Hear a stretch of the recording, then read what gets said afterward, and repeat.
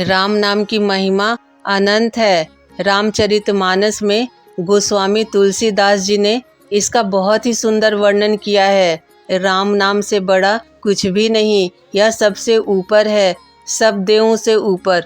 यहाँ तक कि जिन देवी देवताओं के अंदर किसी को वरदान देने की क्षमता है, यह राम नाम उन देवों को भी वरदान देता है। भगवान श्री राम स्वयं अपने नाम का अनुसरण करते हैं। राम कथा हमें जीवन जीने की कला सिखाती है कि एक पुत्र और एक भाई कैसा होना चाहिए, एक पत्नी और एक मित्र का क्या धर्म होता है, एक राजा का क्या कर्तव्य होता है। श्री राम कथा में भगवान श्री हनुमान जी महाराज का अनूठा योगदान है। कहते हैं भगवान शिव जी ही भगवान राम की सेवा हेतु हनुमान जी बनकर आए थे। तो राम कथा यानी रामायण सबसे पहले किसने लिखी?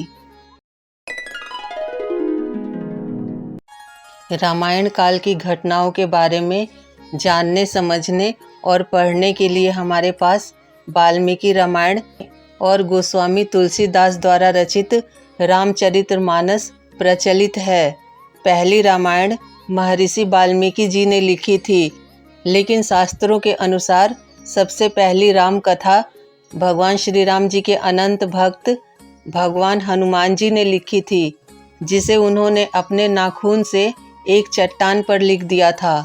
इसे हनुमद रामायण कहा गया। ये घटना तब की है जब लंका विजय के बाद भगवान श्री राम अयोध्या में लौटकर राजपाट संभाल लेते हैं। भगवान हनुमान जी कुछ दिन यहाँ रहकर भगवान श्री राम की सेवा के बाद हिमालय पर्वत पर जाकर वहाँ भगवान शिव जी की तपस्या में लीन हो जाते हैं।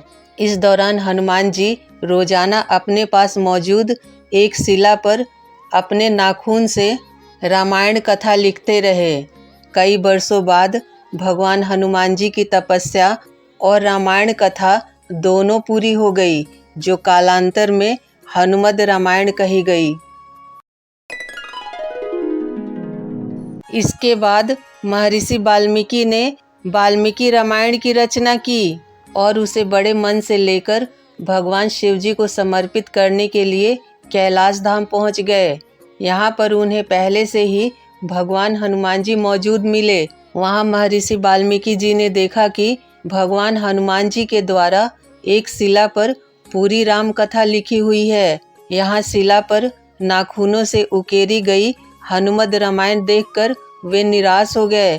तब बजरंगबली ने उनसे मायूसी की वजह पूछी, तो महर्षि वाल्मीकि ने कहा कि मैंने बहुत कठिन परिश्रम से यह रामायण लिखी है, लेकिन आपकी रामायण को देखकर लगता है कि अब मेरी लिखी रामायण को महत्व नहीं मिलेगा। आपने वह सब कुछ लिख दिया है जिसके आगे मेरी रामायण कहीं नहीं टिक रही।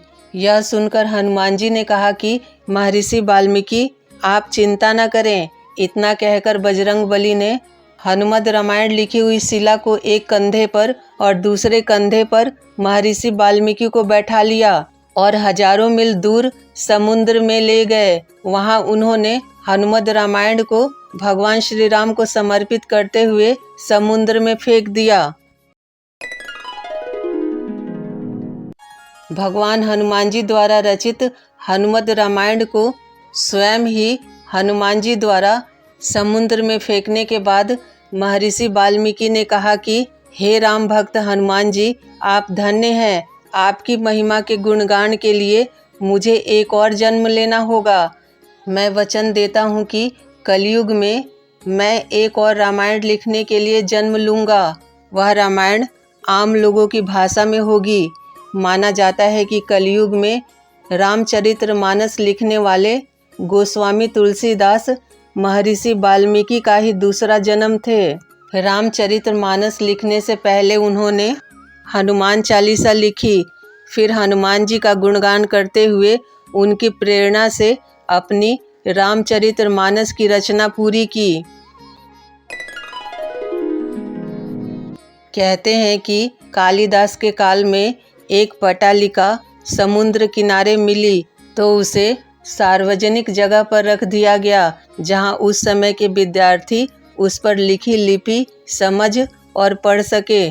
समझा जाता है कि कालिदास ने उसे समझ लिया था। वह जान गए थे कि यह पट्टालिका हनुमान जी द्वारा लिखी हुई हनुमद रामायण का ही अंश है, जो समुद्र के पानी के साथ बहते हुए उन तक पहुंच गई थी। जय श्री राम, जय हनुमान जी।